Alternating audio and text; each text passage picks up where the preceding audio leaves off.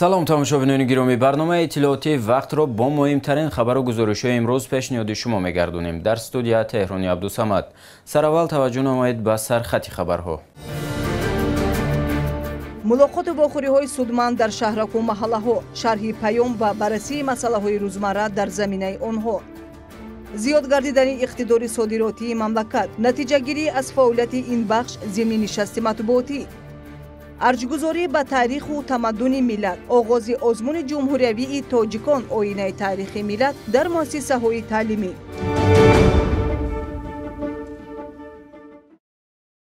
бо мақсади тарбияи дурусти ҷавонону наврасон ва тақвияти ҳисси худшиносиву худогоҳии онҳо дар шаҳраку маҳаллаҳои пойтахт пайваста чорабиниҳои маърифатӣ ташкил мегардад.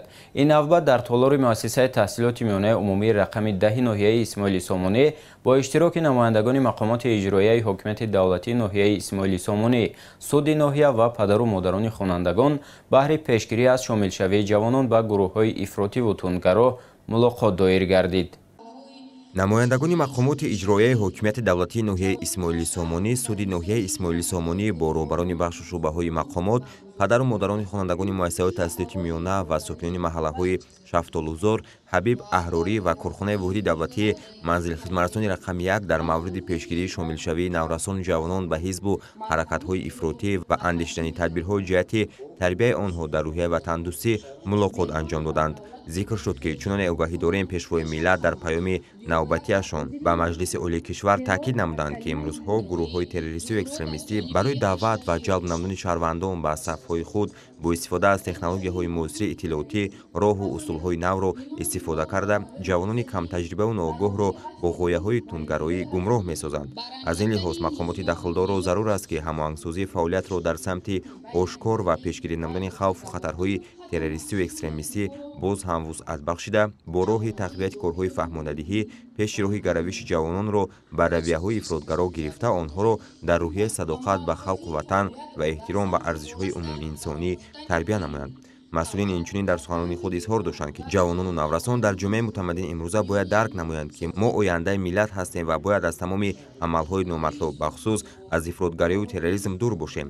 дар идомаи мулоқот иштирокчиён қайд намуданд, ки барои пойдории сулҳу субот, оромию осудагӣ дар Тоҷикистони азизамон яке аз роҳҳои асосии мубориза бар зидди терроризм ин дар замири ҷавонон тарбия кардани ҳисси ватанхоҳиву меҳанпарастӣ мебошад. ҳамин гуна вохӯрӣ дар толори муассисаи таҳсилоти миёнаи умумии рақами 52 ноҳияи Исмоили Сомонӣ бо иштироки намояндагони мақомоти иҷроияи ҳокимияти давлатии ноҳия, суди ноҳия, раисони кумитаи падару модарон, сокинони маҳаллаи Ҳабибулло Назаров ва корхонаи воҳиди давлатии манзилхизматрасони рақами 2 ва фаъолони ҷомеа доир гардид. зимни суханони хеш ҳозирин таъкид намуданд, ки пешвои муаззами миллат муҳтарам Эмомалӣ Раҳмон зимни ироаи паёми навбатии хеш ба масъалаи тарбияи ватандӯстӣ ва ба илму донишҳои замонавӣ фаро гирифтани ҷавонон таъкидҳои махсус намуда, масъулини сохторҳои давлатиро муаззаф сохтанд, то барои илмомӯзии наврасон тамоми чораҳои заруриро роҳандозӣ намоянд. ба иттилои ширкатдорони ин мулоқот, гарчанде аз қабули қонуни ҷумҳурии Тоҷикистон дар бораи масъулияти падару модар дар таълиму тарбияи фарзанд чандин сол сипарӣ гардида бошад ҳам, ҳанӯз аз ҷониби баъзе аз волидайн бемасъулиятӣ ба чашм мерасад. дар ин замина таъкид гардид, ки бояд ҳамагон дастаҷамона дар тарбияи наврасон саҳми арзандаи худро гузорем.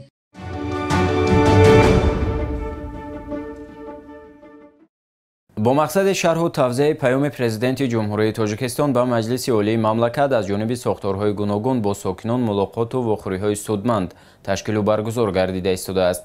дар ин замина мулоқоти навбатии масъулини мақомоти иҷроияи ҳокимияти давлатии ноҳияи Шоҳмансур бо сокинони шаҳракҳои 191 ва 192 баргузор шуд. тарбияи ҷавонон дар рӯҳияи ватанпарастӣ, эҳтиром ба арзишҳои миллӣ, самгузорӣ дар раванди корҳои ободониву тозакорӣ ва тақвияти фарҳанги миллӣ аз ҷумлаи мақсадҳои ташкили чорабинии маърифатӣ дар муассисаи таҳсилоти миёнаи умумии рақами 48 буд, ки бо ибтикори мақомоти иҷроияи ҳокимияти давлатии ноҳияи Шоҳмансур созмон дода шуд. дар ин тадбир намояндагони мақомоти иҷроияи ҳокимияти давлатии ноҳия ва масъулини сохтору бахшҳои марбутаи ноҳиявӣ ширкати фаъол доштанд ва бо сокинони шаҳракҳои 191 ва 192 мулоқоти судманду созандаро анҷом доданд. дар раванди ҳамоиши маърифатӣ масъулони сохторҳои марбутаи ноҳиявӣ баромад намуда бандҳои паёмро ба сокинон шаҳр доданд. гуфта шуд ки зимни ироаи паёми худ асосгузори сулҳу ваҳдати миллӣ пешвои миллат президенти ҷумҳурии тоҷикистон муҳтарам эмомалӣ раҳмон ҳамаи самтҳои сиёсати дохиливу хориҷии мамлакатро таҳлил намуда барои боз ҳам беҳтар намудани сатҳи зиндагии сокинон ва рушди бахшҳои гуногуни ҷомеа таклифу пешниҳодҳои худро баён доштанд. маданияти шаҳрнишинӣ ва риояи одоби он вазифаи сокинони пойтахт аст. мутаассифона имрӯзҳо дар бархи шаҳраку маҳаллаҳои пойтахт мушоҳида мегардад ки сокинон ин талаботро риоя намекунанд. дар раванди мулоқоти вохӯрӣ бо сокинон масъулин дар самти барориши саривақтии партовҳо аз шаҳраку маҳаллаҳо ба нуқтаҳои муайян гузоштани партовҳо аз ҷониби сокинон, ба ӯҳдаи хурдсолон нагузоштани интиқоли партовҳо ва дигар масъалаҳои вобастаи бахши коммуналиву ободонӣ баромад намуданд. маданияти либоспӯшӣ низ аз ҷумлаи мавзӯъҳои баррасишуда дар ин мулоқот буд.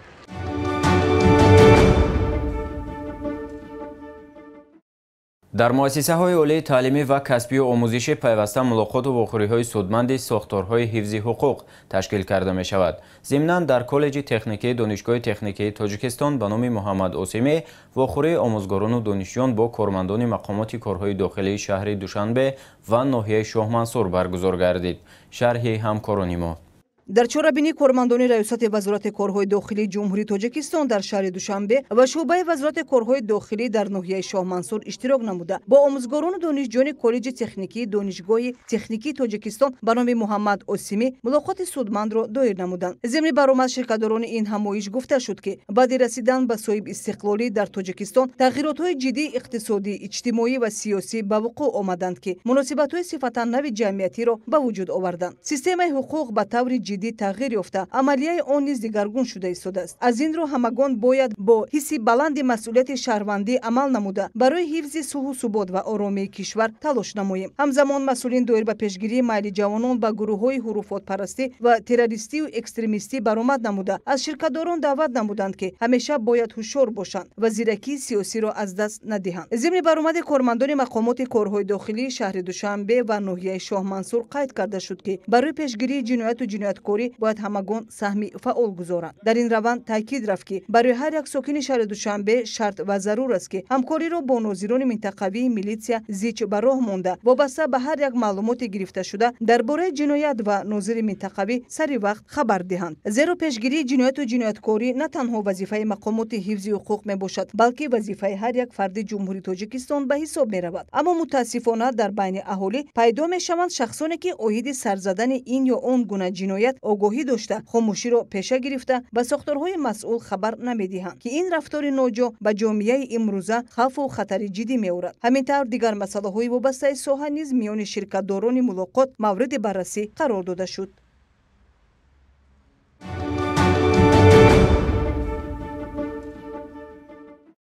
дар асоси нақшаи баргузории мулоқоту вохӯриҳои кумитаи иҷроияи ҳизби халқии демократии тоҷикистон дар шаҳри душанбе ва ноҳияи сино оид ба шарҳу тавзеҳи паёми президенти ҷумҳурии тоҷикистон ба маҷлиси олии кишвар ин навбат вохӯрии масъулин бо устодону донишҷӯёни донишкадаи тиббии иҷтимоии тоҷикистон доир гардид. гузориш дар ин бора омода шудааст. баргузории мулоқоту вохӯриҳои судманд дар ташкилоту кумитаҳои ҳизбӣ идома дорад. мулоқоти навбатиро раиси кумитаи иҷроияи ҳизби халқии демократии тоҷикистон дар ноҳияи сино ифтитоҳ намуда рушди соҳаҳои гуногуни кишвар ки дар паёми навбатии пешвои миллат ироа гардида буданд шарҳу тавзеҳ дода қайд намуд ки бунёди миллати мутамаддин аз маориф оғоз меёбад. аз ин лиҳоз ғамхорӣ кардан ба илму маориф яъне ҳалли масъалаҳои дар ин самт ҷой дошта сармоягузорӣ ба хотири рушди нерӯи инсонӣ мебошад. зимни баромад мавсуф зикр намуд ки дар тамоми 30 соли ахир шумораи муассисаҳои таҳсилоти умумӣ ва хонандагони онҳо беш аз 2 баробар, таҳсилоти ибтидоӣ ва миёнаи касбӣ 1,6 баробар ва донишҷӯёни ин зинаҳои таҳсилот 3,5 баробар, мактабҳои олӣ 4 баробар ва донишҷӯён зиёда аз 3 баробар афзудааст. соли 2022 аз ҳисоби буҷети давлатӣ ва соҳаи маориф 6 миллиарду 304 миллион сомонӣ ҷудо гардидааст ки нисбат ба соли 2021 707 миллион сомонӣ ё худ 12,6% зиёд буда қариб 19% ҳаҷми умумии хароҷоти буҷетро ташкил медиҳад. Инчунин дар идомаи мулоқот масъулини кумитаи иҷроияи ҳизби халқи демократии Тоҷикистон дар шаҳри Душанбе оид ба шарҳу муҳтавои паём қайд намуданд ки муроҷиати оммавии анъанавии ҳамасолаи сарвари давлат ба ҳарду палатаи парлумон аст ки фаъолияти соҳаҳои гуногунро дар мамлакат арзёбӣ намуда самтҳои асосии сиёсати дохилӣ ва хориҷии кишварро муайян мекунад. Дар идома дигар иштирокдорон низ ба сухан баромада аз ҳозирин даъват ба амал оварданд ки ҳар яки мо бояд пайравӣ аз ҳадафҳои некбинонаи пешвои муаззами миллат намуда саъю кӯшиши худро баҳри ободии ватани азизамон равона созем.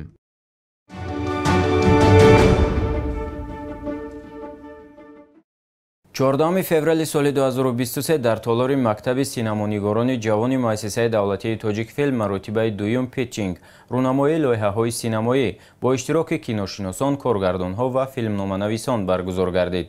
Идомаи мавзӯъ дар гузориши хабарнигорони мо.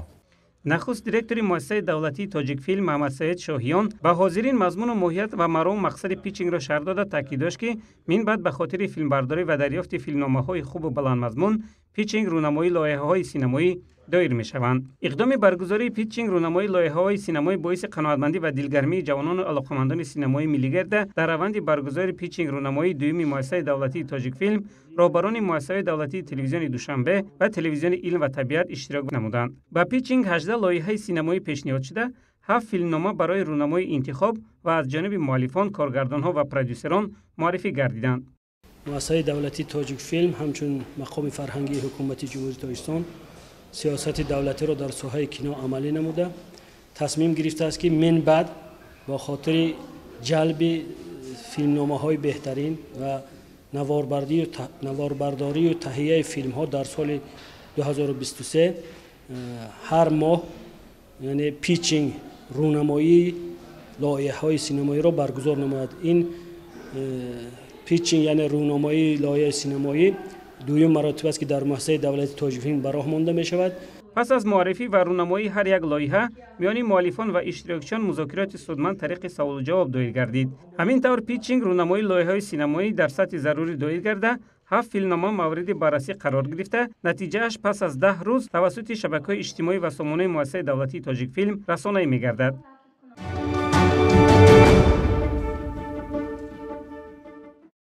дар заминаи нақшачорабиниҳои мақомоти иҷроияи ҳокимияти давлатии ноҳияи Шоҳмансур ба муносибати 30-солагии қувваҳои мусаллаҳи мамлакат тадбирҳои гуногуни маърифатӣ амалӣ карда мешавад. дар заминаи он масъулини бахши кор бо ҷавонон ва варзиши ноҳияи Шоҳмансур ҳамроҳ бо хонандагони муассисаҳои таҳсилоти миёнаи умумӣ ба дидорбинии сарбозони қисми низомии 02615 вазорати мудофиаи ҷумҳурии Тоҷикистон рафтанд. гузориш дар ин хусус.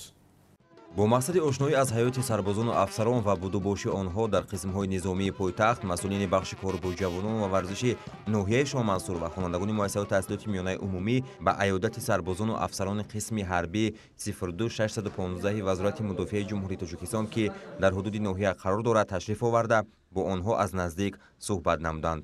дар рафти аёдат масъулин бо сарбозону афсарон мулоқот намуда ба хонандагон таъкид намуданд ки артиши миллӣ бо вуҷуди имконоти ниҳоят маҳдуди иқтисодию молиявӣ дар замони ниҳоят ҳассоси таърихи даврони соҳибистиқлолӣ таъсис ёфта хушбахтона марҳила ба марҳила зери таваҷҷӯҳи доимии президенти мамлакат муҳтарам Эмомалӣ Раҳмон барои бунёди инфраструктураи низомӣ, таъсиси ҷузу томҳои махсус гардонида шуда, таъмин кардани онҳо бо техникаву таҷҳизоти замонавӣ ва фароҳам овардани шароити зарурӣ барои хизмат ва зиндагӣ тамоми тадбирҳо амалӣ карда шуданд.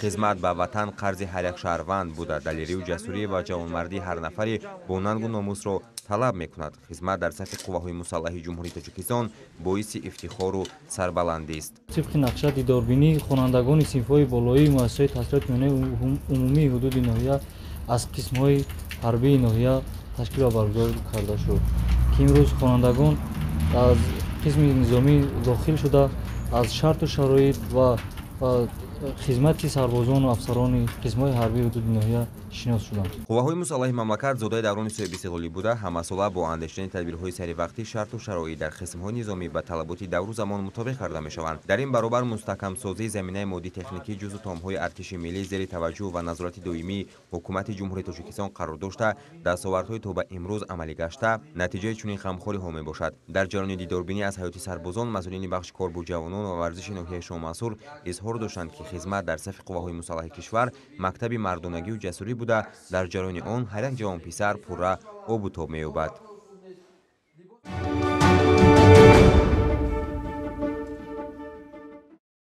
дар доираи барномаи давлатии тарбияи ватандӯстӣ ва таҳкими ҳуввияти миллии ҷавонони Тоҷикистон барои солҳои 2023-2027 бахшида ба 30-солагии таъсисёбии қувваҳои мусаллаҳи ҷумҳурии Тоҷикистон дар толори Донишгоҳи давлатии тиҷорати Тоҷикистон бо иштироки устодону донишҷӯён вохӯрӣ баргузор гардид. Ёдовар мешавем, ки вохӯрии мазкур бо ҷалби собиқадорони қушунҳои сарҳадӣ Кумитаи давлатии амнияти миллии ҷумҳурии Тоҷикистон тибқи нақшачорабиниҳои Кумитаи иҷроияи Ҳизби халқии демократии Тоҷикистон дар шаҳри Душанбе ва Кумитаи иҷроияи ҳизб дар ноҳияи Фирдавсӣ роҳандозӣ гардид. ба муносибати 30-солагии таъсисёбии қувваҳои мусаллаҳи кишвар баргузории ҳамоишҳои гуногун дар шаҳри Душанбе идома дорад. дар чорабини навбатие ки дар Донишгоҳи давлатии тиҷорати Тоҷикистон баргузор шуд, собиқадори қушунҳои сарҳадии Кумитаи давлатии амнияти миллии ҷумҳурии Тоҷикистон вобаста ба тарбияи ҳарбии ватанпарастии ҷавонон суханронӣ намуда афзуданд, ки ватан қиматтарин тӯҳфаи тақдир барои ҳар инсон аст, зеро кас танҳо дар ватани азизи хеш ба ҳама орзуву омоли наҷиби худ мерасад. Ҳамаи мо бояд шукргузор бошем, ки чунин ватани ободу зебо, осудаву рӯ ба рушд дорем ва тамоми шароитҳо баҳри расидан ба қуллаҳои мурод барои ҷавонон муҳайёст. Зикр рафт, ки ҷавонон бояд ватани маҳбуби худро дӯст доранд, ҳамеша аз пайи ободию осудагии кишвар бошанд ва ба Тоҷикистони азизи худ вафодор бимонанд. Дар идомаи вохӯрӣ масъулини Кумитаи иҷроияи Ҳизби халқи демократии Тоҷикистон дар шаҳри Душанбе оид ба тарбияи ҳарбӣ, ватанпарастии ҷавонон ва ҷалби онҳо ба сафи қувваҳои мусаллаҳи кишвар ҳамчун мактаби мардонагӣ баромад намуданд. Зикр шуд, ки дар байни ҷавонони имрӯза ҳастанд нафароне, ки бо донишу фарҳанг ва қувваю бозӯи рустамонаи хеш ному шарафи миллати моро дар арсаи ҷаҳонӣ муаррифӣ менамоянд. ё худ дар соҳаҳои гуногуни илм, фарҳанг, сиёсат, иқтисодиёт кору фаъолият намуда ба ватану миллати хеш хизмат намуда истоданд. Қайд гардид, ки барои ҷавонмард хизмат ба ватан, муҳофизат аз марзу буми муқаддаси ватан аз нишонаи нангу номуси баланд ва шарафу эътибори бузург аст. Он мактаби бузурги ҷавонмардию шуҷоат, далериву садоқат ва исботи муҳаббату самимият ба модар ватани азизи худ мебошад. Ин ҳама эҳсосро бошад мо насли рӯзгордида ва таҷрибаи ҳаётдида бояд дар дили ҷавонон бедор намоем. Ҳамзамон чунин мулоқоти судманд бо устодону донишҷӯёни Донишгоҳи технологии Тоҷикистон баргузор шуд. Зимни ифтитоҳи мулоқоти навбатӣ ҳозирин вобаста ба таърихи таъсисёбии қувваҳои мусаллаҳи ҷумҳурии Тоҷикистон суханронӣ намуда иброз доштанд, ки ҳар кишвар дорои артиши миллии худ аст, вале артиши миллии Тоҷикистон замоне таъсис дода шуд, ки раванди тезу тундшавии вазъи сиёсиву иқтисодӣ ва иҷтимоии кишвар дар ҳолати ноором қарор дошт ва низомиёни касбӣ ҳам дар кишвар кам буданд. Дар чунин шароити душвор Тоҷикистони тоза истиқлол ба таъсиси қувваҳои мусаллаҳи худ шурӯъ намуд. Ин ҳам дар ҳолест, ки заминаи моддиву техникӣ вуҷуд надошт, яъне ташкили артиши миллии мо дар заминаи холӣ аз сифр шурӯъ шуд. Қайд гардид, ки 18 декабри соли 1992 аз ҷониби раиси Шӯрои Олии Ҷумҳурии Тоҷикистон Эмомалӣ Раҳмон қарор дар бораи таъсиси қувваҳои мусаллаҳи Ҷумҳурии Тоҷикистон ба имзо расид ва артиши миллӣ оғоз аз ин давра ба фаъолият шурӯъ намуд. Ҳамин тариқ 23 феврали соли 1993 дар пойтахти кишвар дар шаҳри Душанбе бори нахуст паради ҳарбӣ баргузор гардид, ки он рӯз расман санаи таъсисёбии қувваҳои мусаллаҳи Ҷумҳурии Тоҷикистон эълон карда шуд.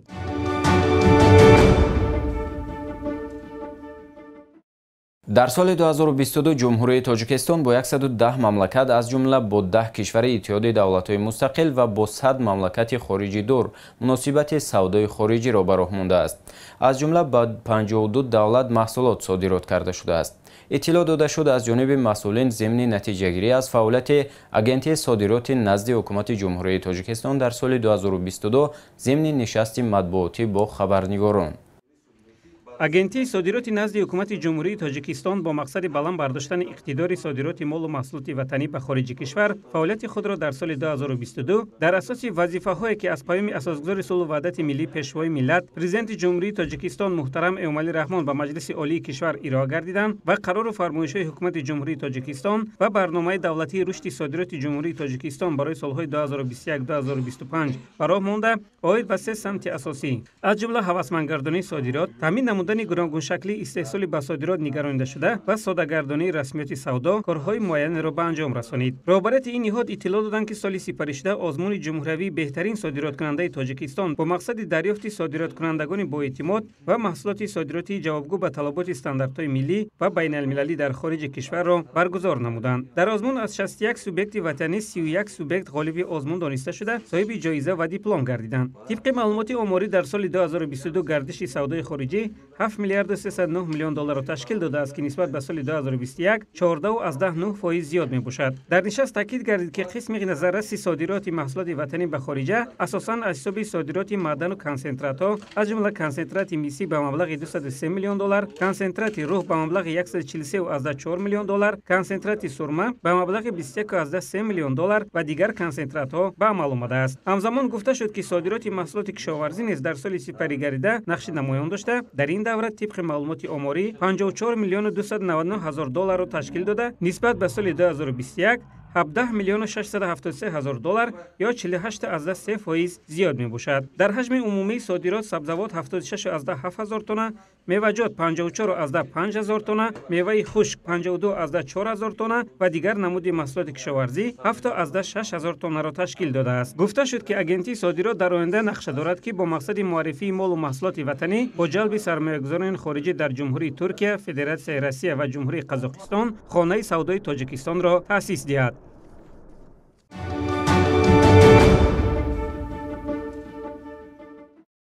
бо мақсади таъмини бехатарии ҳаракат дар роҳ пайваста тадбирҳои судманд аз ҷониби масъулини соҳа амалӣ карда мешавад. ин навбат бо мақсади танзими фаъолияти таксиҳои кироякаш дар шаҳри Душанбе аз ҷониби сохторҳои марбута чораҳои судманд роҳандозӣ шуд. ҷои ёдоварӣ аст, ки сол то сол дар пойтахт бо таваҷҷӯҳи роҳбарияти мақомоти иҷроияи ҳокимияти давлатии шаҳри Душанбе сатҳи хизматрасонии роҳу нақлиёт беҳтар шуда, инфраструктураи мавҷуда низ дар мисоли таъмири роҳҳо ва пулу дигари иншоот ба талабот мувофиқ шудааст. вале дар ин баробар аз ҷониби ронандагон нодида гирифтани ин ҳама шароит ва талаботи мавҷуда боиси нороҳатӣ ба иштирокчиёни дигари ҳаракат дар роҳ мегардад. бо мақсади бартараф намудани чунин мушкилиҳо аз ҷониби кормандони бозрасии давлатии автомобилӣ раёсати вазорати корҳои дохилӣ дар шаҳри Душанбе пайваста дар пойтахт чораву тадбирҳои судманд амалӣ мегардад. мавриди зикр аст, ки ҳамарӯза шумораи зидди воситаҳои нақлиёти шахсиву ҷамъиятӣ дар ҳудуди шаҳри Душанбе рафтуомад менамоянд, ки дар сурати риоя нашудани қоидаҳои ҳаракат дар роҳ аз ҷониби ронандагон мушкилӣ пеш меояд, ки аз ҷумлаи онҳо танбашавӣ дар кӯчаву хиёбонҳо мебошад. аз ин рӯ зарур аст, ки ҳамагон қоидаҳои ҳаракат дар роҳро ба таври ҳатмӣ риоя намоянд. вуруди воситаҳои нақлиёти шахсӣ, кироякашӣ, таксӣ аз шаҳру ноҳияҳои тобеи марказ ба шаҳри Душанбе яке аз мушкилоти дигари самти мусофирбарӣ дар пойтахт аст. зеро таҳлилҳо нишон медиҳад, ки воситаҳои нақлиёти мусофиркашии таксӣ аз шаҳрҳои Ваҳдат, Ҳисор, Роғун, Файзобод ва ноҳияи Рӯдакӣ ҳамарӯза вориди шаҳри Душанбе шуда ба мусофиркашонӣ машғул мешаванд. تعداد چنین واسطه‌های نقلیات با رقم‌های زرد سلسله TT تخمیناً 800,000 عدد و واسطه‌های نقلیات شخصی که غیر قانونی در پایتخت با مسافرکشانی مشغولند تخمیناً 3,000 عدد را تشکیل می‌دهند. با در نظر داشت آن که در شهر دوشنبه زیاده از 50,000 عدد واسطه‌های نقلیات به قید گرفته شده، قسم زیادی آن در حرکت همروزه اشتراک می‌نمایند. وارد شدن تاکسی‌های شهر و ناحیه‌های تابع مرکز وضعیت را باز هم مشکل‌تر گردانده به تنبشوی در بسیار کوچه و خیابان‌ها آورده می‌رساند. همین است که از جانب کارمندان شعبه بازرسی دولتی اتومبیلی ریاست وزارت کارهای داخلی جمهوری تاجیکستان در شهر دوشنبه پیوسته چاره و تدبیرهای صحوی عملی می‌گردد. ولی در این سهم معرفت رانندگان نیز باید بلند برداشته شود. با دستاوردهای پیوسته و اقدام‌های سازنده رهبریت مقامات اجرایی حکومت دولتی در شهر دوشنبه طی سال‌های اخیر اینفراستراکچور نقلیاتی در پایتخت کشور رو به انکشاف نهوده با مراتب رشد کرده است. نوابسته از آن کارهایی که از طرف رهبریت شعبه بازرسی دولتی اتومبیلی ریاست وزارت کارهای داخلی جمهوری تاجیکستان در شهر دوشنبه برای تامین بخطری حرکت در راه گذرانده می‌شود. طول هستند رانندگانی که برخلاف طلبات قانونی عمل کننده جمهوری تاجیکستان عمل نموده در کوچه و خیابان‌های شهر دوشنبه در روند حرکت اشتراک می‌کنند. قاعده‌ویران‌هایی که در حدود شهر دوشنبه روزهای به چشم می‌رسند این به اجازه‌نامه و غیر قانونی با فعالیت مشاورکشانی مشغول گشتن رانندگان خرد تاکسی میباشند که آنها به لیسنزیا یعنی به اجازه‌نامه داخلدار مقامات دولتی و کشاندن مسافران машғул мегарданд.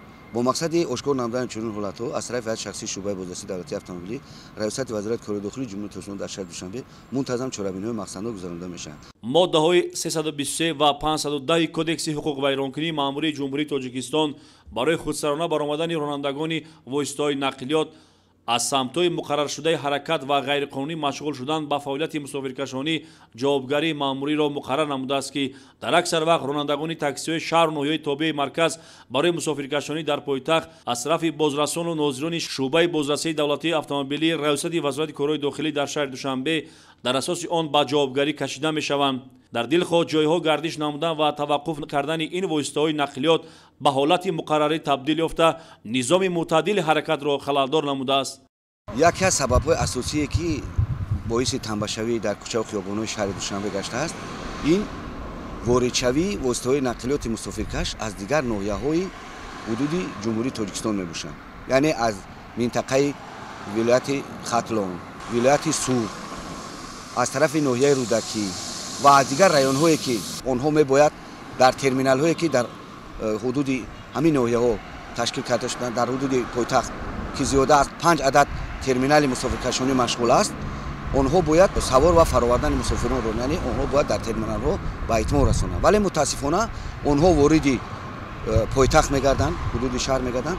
дар ин ҷо боиси пуршиддат гардани шиддатноки воситаи нақлиёт мегардад аз як тараф, аз тараф дигар боиси бенизомӣ ва бетартибиҳои манами ронандагон дар ҳудуди шаҳри душанбе мегардад.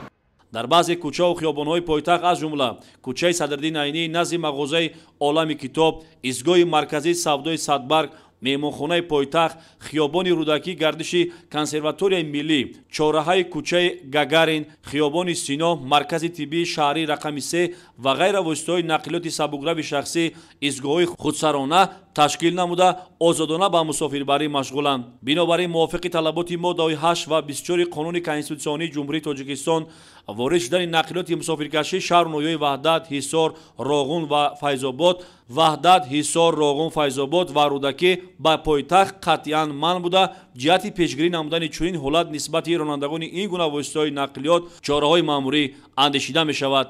аз ин рӯ зарур аст ки ронандагони воситаҳои нақлиёти шахсии таксӣ фаъолияти худро дар хатсайрҳои муайян хуб бароҳмонанд. дар сурати чунин қонунвайронкунӣ нисбат ба онҳо нишондоди санадҳои дахлдори соҳа татбиқ карда мешавад. новобаста аз тадбирҳои анҷомдодаи кормандони шӯъбаи бозрасии давлатии автомобилӣ дар ин самт то ҳол ронандагоне ба назар мерасанд ки ин амали худро идома дода дубора ба фаъолияти ғайриқонунии мусофирбарӣ машғул мешаванд. бо мақсади пешгирии чунин ҳолат кормандони соҳа чунин ронандагон ва воситаҳои нақлиёти онҳоро ба майдончаи назди шӯъбаи бозрасии давлатии автомобилӣ дастрас намуда нисбат ба онҳо протоколҳои маъмурӣ тартиб доданд.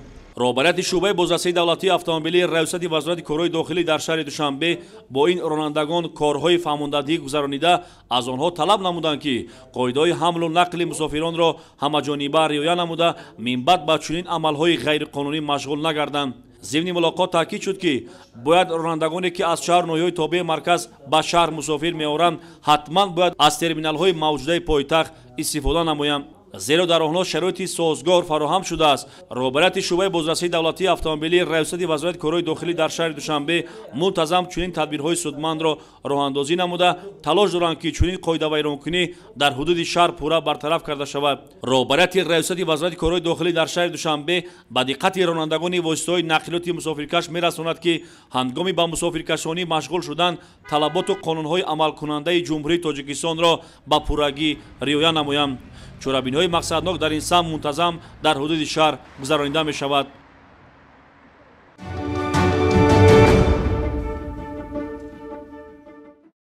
бо мақсади иҷрои амри президенти ҷумҳурии тоҷикистон аз 7 июли соли 2022 дар бораи соли 2023 баргузор намудани озмуни ҷумҳуриявии тоҷикон оинаи таърихи миллат дар асоси нақшаи чорабиниҳои донишгоҳи байналмилалии сайёҳӣ ва соҳибкории тоҷикистон даври аввали озмуни мазкур аз 13 феврал дар донишгоҳ ва филиалу литсейҳои он дар вилоятҳои Соғду Хатлон оғоз гардид. ҳамкоронамон Қиёмиддин Ҳомид ва Муроди Давлатхоҷа аз ҷараёни баргузории даври аввали озмуни мазкур гузориш таҳия намуданд.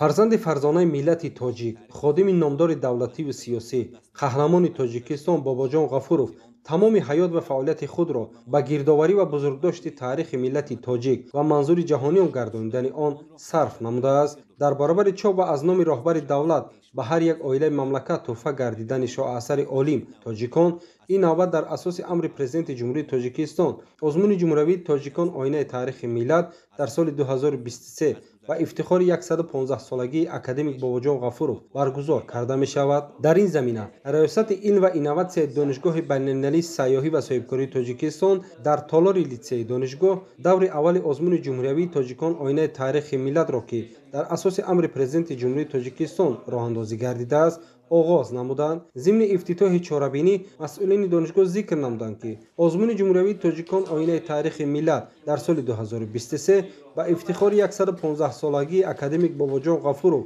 бо мақсади аршгузорӣ ба таърихи пурифтихори миллати тоҷик, омӯзиши амиқу ҳамаҷонибаи корнамоиҳои шоистаи ниёгони халқамон дар тӯли таърих, тақвияти ҳисси худогоҳӣ ва худшиносии миллӣ, эҳёи ҳофизаи таърихӣ ва ба ҳамин роҳ шинохти беҳтарин нақши миллати кӯҳанбунёду фарҳангсолори тоҷик дар рушди тамаддуни инсоният ки бо далелҳои раднопазир ва бо такя ба сарчашмаҳои илмиву таърихӣ дар китоби мондагору пурарзиши академик Бобоҷон Ғафуров ва дигар асарҳои таърихӣ инъикос ёфтааст баргузор мешавад. дар раванди баргузории озмун хонандагони литсеи донишгоҳ ҳар яке бо донишу маҳорати баланди хеш дар назди ҳакамон баромад намуданд. гуфтан ба маврид аст ки озмун дар байни аҳолии кишвар аз ҷумла хонандагони муассисаҳои таҳсилоти миёнаи умумӣ, донишҷӯёни муассисаҳои таҳсилоти ибтидоӣ, миёна ва олии касбӣ, омӯзгорини ҳамаи зинаҳои таҳсилот, кормандони фарҳангу санъат, калонсолон, намояндагони касбу кори гуногун ва дигар табақаҳои аҳолии кишвар ба истиснои омӯзгорони фанни таърихи ҳамаи зинаҳои таҳсилот ва олимону муҳаққиқони соҳаи таърих доир мегардад. пас аз ҷанбасти даври аввали озмуни болозикр дар сатҳи литсе, конфронси илмӣ адабӣ ба ифтихори 115-солагии муаллифи китоби мондагору пурарзиши тоҷикон академик Бобоҷон Ғафуров бо иштироки доираи васеъи омӯзгорону хонандагон баргузор гардид. хонандагон бо қироати шеъру суруд ва саҳнаҳои тарбиявӣ хотири иштирокдоронро болида гардониданд. маврид ба зикр аст ки озмуни ҷумҳуриявии тоҷикон оинаи таърихи миллат бо амри президенти ҷумҳурии тоҷикистон дар 4 давр аз моҳи феврали соли 2023 то моҳи декабри соли 2023 доир карда мешавад. ҳамзамон тибқи нақшаи чорабиниҳои донишгоҳ вобаста ба таҷлили 115-солагии академик Бобоҷон Ғафуров баргузории чорабиниҳои илмӣ дар донишгоҳ ва филиалу литсеҳои он дар вилояти Хатлон ва Суғд дар назар аст.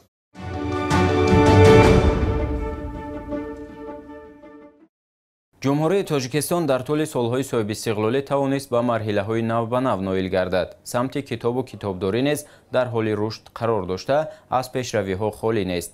ба хотири бартараф намудани мушкилиҳои ҷойдошта дар соҳаи китобдорӣ ва фаъолияти китобхонаҳо имрӯзҳо чораҳои зарурӣ андешида шуда, хизматрасонӣ хуб ба роҳ монда шудааст. дар ин радиф муассисаҳои таълимии ҳудуди пойтахт дар самти китобдорӣ таваҷҷӯҳи махсус зоҳир менамоянд. гузориши навбатӣ дар ин бора омода шудааст. бо мақсади эҳё ва рушди фаъолияти китобхонаҳои мактабӣ, бедор намудани ҳисси масъулият нисбат ба эҳтироми китоб, завқи китобхонӣ, нигоҳдории китоб, китобдӯстӣ, завқи эстетикии хонандагон ва баландбардоштани сатҳи тарбияи онҳо дар ҳама муассисаҳои таълимии ҳудуди пойтахт китобхонаҳо таъсис ёфтаву фаъолияти пурсамар доранд. чунин як китобхона ки бо шароитҳои зарурӣ таъмин асту хонандагон аз он васеъ истифода менамоянд, китобхонаи дохили мактабии муассисаи таҳсилоти миёнаи умумии рақами 10 ноҳияи Исмоили Сомонӣ мебошад. дар китобхонаи мо зиёда аз 3960 китобҳои бадиӣ, аз он ба забони тоҷикӣ, ӯзбекӣ ва русӣ вуҷуд дорад. тахминан 300 нафар хонандагон аъзои китобхона мебошанд. омӯзгорон низ дар ин китобхона аъзо ҳастанд. онҳо низ аз ин китобҳои бадиӣ ки дар китобхона вуҷуд аст истифода мебаранд, дар дарсҳои худ истифода ва дар китобхона омада бо хонандагонашон ҳар гуна маҳфилҳо мегузаронанд.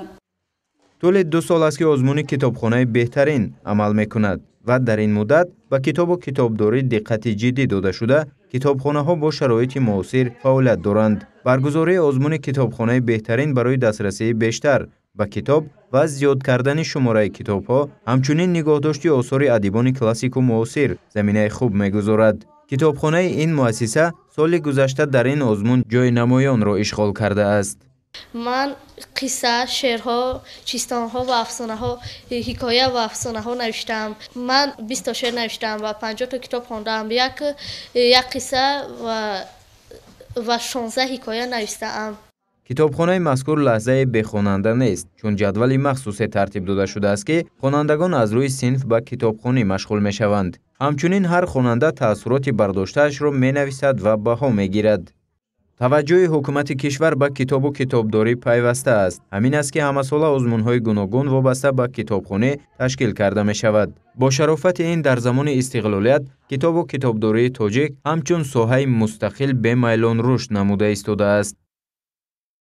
аз қадим миллати тоҷик бо китобу китобдорӣ ва илму фарҳанг шӯҳратёр гардидааст ва ин раванд ҳоло низ идома дорад. шумораи зиёди муассисаҳои фарҳангӣ ва китобхонаҳо нишонаи возеҳи ин гуфтаҳост. дар самти китобдорӣ муассисаи таҳсилоти миёнаи умумии рақами 12 ноҳияи Исмоили Сомонӣ ҳам саҳми бештар дорад. тибқи иттилоъ дар китобхонаи ин муассиса зиёда аз 1035 китоб маҳфуз аст. мо омӯзгорон ва толибилмон шукрона аз он мекунем ки дар давлати тинҷу осоишта умр ба сар бурда истодаем. хушбахтона аз ҷониби ҳукумати кишвар ба мо чунин бинои хуштарҳу замонавӣ сохта ба истифода доданд. хурсандии омӯзгорон ва хонандагонро интиҳо нест. дар муассисаи таҳсилоти миёнаи умумии рақами 12 ноҳияи Исмоили Сомонӣ дар баробари дигар маҳфилҳо маҳфили забоншиносии ҷавон фаъолият менамояд. ба муносибати иди забон, ҷашни меҳргон, сада ва дигар ҷашнҳо чорабиниҳо гузаронида мешавад. ба наздикӣ дар муассисаи мо бахшида ба шоҳномаи безаволи Абулқосим Фирдавсӣ озмуни шоҳномахонӣ баргузор гардид ва хонандагони мо ҳам дар ин озмун иштироки фаъолона доштанд ва беҳтаринҳо ба даври ноҳиявӣ роҳ хат гирифтанд. хонандагони муассисаи мазкур ҳамарӯза аз ин махзани илму маърифат ба таври васеъ истифода бурда қобилияти зеҳнии худро бой мегардонанд. ҳамчунин маҳфилҳои зиёде амал мекунанд ки барои омода кардани хонандагон ба озмуну олимпиадаҳои сатҳи ҷумҳуриявӣ ва байналмилалӣ заминаи мусоид мегузоранд. порча аз шоҳномаи Абулқосим Фирдавсӣ бо номи супурдани гӯштобси шоҳӣ ба баҳман ва мурда. чо шуд рӯзгори таҳмтан ба сар, ба пеш оварам достони дигар. чо гӯштобсро тира шуд рӯи бах, баровард ҷомобсро пеши тахт. баду гуфт аз кори исфандиёр, чунон доғдил гаштам аз рӯзгор. бояд гуфт ки таи солҳои соҳиби истиқлолии мамлакат дар самти китобхон гардонидани ҷомеа корҳои назаррас ба сомон расонида шуданд. далели ин гуфтаҳо баргузории озмуни ҷумҳуриявии фуруғи субҳи доноии китоб аст, озмуни ҷумҳуриявии илм фуруғи маърифат ва озмуни ҷумҳуриявии тоҷикон оинаи таърихи миллат мебошанд ки бевосита таҳти сарпарастии асосгузори солҳу ваҳдати миллӣ пешвои миллат президенти ҷумҳурии Тоҷикистон муҳтарам Эмомалӣ Раҳмон миёни қишрҳои мухталифи ҷомеа аз ҷумла хонандагону донишҷӯёни ҳамаи зинаҳои таҳсилот ва шаҳрвандони мамлакат доир карда мешаванд. дар самти китобхониву китобдорӣ миёни халқиятҳои ҷаҳон таваҷҷӯҳи бештар равона гардидааст. ҳамин аст ки ҳамасола 14 феврал дар ҷаҳон рӯзи байналмилалии ҳадияи китоб таҷлил карда мешавад. дар Тоҷикистон низ дар ин рӯз барномаҳои гуногуни маърифатӣ доир мегардад. дар оммавигардонии рӯзи тақдими китоб кормандони китобхонаҳо, нашрияҳо ва муассисаҳои илмии Тоҷикистон фаъол мебошанд. дар ин доира 1 августи соли 2003 қонуни ҷумҳурии Тоҷикистон дар бораи фаъолияти китобдорӣ қабул гардид ки он муносибатҳои ҷамъиятиро оид ба татбиқи амалии ҳуқуқу озодиҳои конститутсионии шахсони воқеӣ ва ҳуқуқӣ дар мавриди ҷустуҷӯ ва дарёфти иттилоот, истифодаи китобхонаҳо барои дастрасии озодона ба комёбиҳои илмӣ ва фарҳангии ҷаҳонию илмӣ танзим менамояд.